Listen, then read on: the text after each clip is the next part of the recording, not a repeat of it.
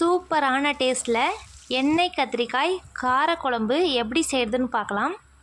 முதல் தடவை நம்ம சேனலை பார்க்குறவங்க சப்ஸ்கிரைப் பண்ணி பக்கத்தில் இருக்க பெல் ஐக்கானை கிளிக் பண்ணி ஆல்ன்ற ஆப்ஷனை கிளிக் பண்ணிக்கோங்க. ஒரு கடாயில் 5 டேபிள் ஸ்பூன் அளவுக்கு நல்லெண்ணெய் ஊற்றிக்கலாம். எண்ணெய் நல்லா காஞ்சதுக்கப்புறமா நம்ம கத்திரிக்காயை சேர்த்துக்கலாம். கத்திரிக்காயை அப்படியே முழுசாக நான் 4 பக்கட்டும் கீரி சேர்த்துருக்கேன். இப்படி சேர்க்குறப்ப குழம்பு டேஸ்ட் நல்லாயிருக்கும். அதே மாதிரி பூச்சி உள்ளே இருக்கான்னு செக் பண்ணிக்கோங்க. இப்போது கத்திரிக்காய் நல்லா எண்ணெயில் சூப்பராக வதங்கி வந்துருச்சு. இப்போது இதை நம்ம ஒரு பிளேட்டுக்கு மாற்றி எடுத்துக்கலாம். இதே மாதிரி நல்லா வதங்கி வரணும். எண்ணெயை வடிச்சிட்டு அப்படியே ஒரு பிளேட்டுக்கு மாற்றிடலாம். இப்போது அதே எண்ணெயில் 1 டீஸ்பூன் கடுகு உளுந்தம் பருப்பு சேர்த்துக்கலாம். 1/4 டீஸ்பூன் அளவுக்கு வெந்தயம் சேர்த்து நல்லா பொரிய விட்டுக்கலாம். வெந்தயம் நல்லா பொரிஞ்சதுக்கப்புறமா ஒரு 5 பல் பூண்டை கட் பண்ணி வச்சுருக்கேன், அதையும் சேர்த்துக்கலாம். கூடவே 20 சின்ன வெங்காயம், அது கூட ஒரு கொத்து கருவேப்பிலை சேர்த்துட்டு நல்லா கலந்து விட்டுறலாம். இப்போ இது கூட ஒரு பச்சை மிளகாவை 2ஆக கட் பண்ணி வச்சுருக்கேன், அதையும் சேர்த்துக்கலாம். சேர்த்துட்டு நல்லா வதக்கி விட்டுக்கலாம். வெங்காயம் நல்லா வதங்கி வந்துருச்சு. இப்போ இது கூடவே 2 தக்காளியை நான் மிக்சியில் அரைச்சி வச்சுருக்கேன். இப்போ அதை சேர்த்துக்கலாம்.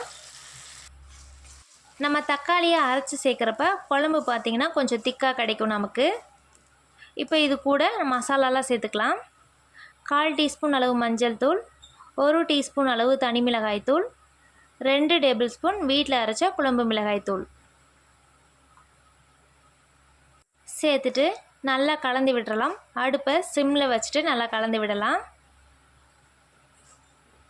கலந்து விட்டதுக்கப்புறமா மிக்ஸி ஜார் அலசி கொஞ்சமாக தண்ணி சேர்த்துக்கலாம். தண்ணி சேர்த்துட்டு நல்லா மிக்ஸ் பண்ணி விட்ருங்க. இப்போ இதை மூடி ஒரு 5 நிமிஷத்துக்கு வைக்க போகிறோம். இப்போது மசாலாலாம் நல்லா பச்சை வாசனை போய் எண்ணெய் பிரிஞ்சு வந்திருக்கு.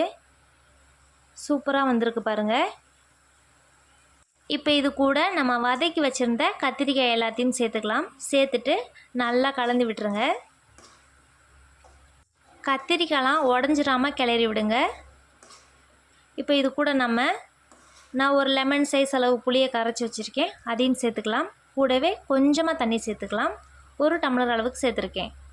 இப்போது 1 டேபிள் ஸ்பூன் அளவு உப்பு சேர்த்துட்டு நல்லா கலந்து விட்டுறலாம். எல்லாத்தையும் நல்லா மிக்ஸ் பண்ணி விட்டுட்டு மூடி ஒரு 10 நிமிஷத்துக்கு வேக வச்சுக்கலாம். ஏற்கனவே கத்திரிக்காய் வெந்துருச்சு, ரொம்ப வேக வைக்கணும்னு தேவையில்லை. 10 நிமிஷம் ஆகிடுச்சு. கத்திரிக்காய்லாம் சூப்பராக வெந்து வந்திருக்கு பாருங்கள். மசாலாலாம் நல்லா எண்ணெய் பிரிஞ்சு நம்மளோட குழம்பு பாருங்கள் எவ்வளோ சூப்பராக இருக்குன்னு.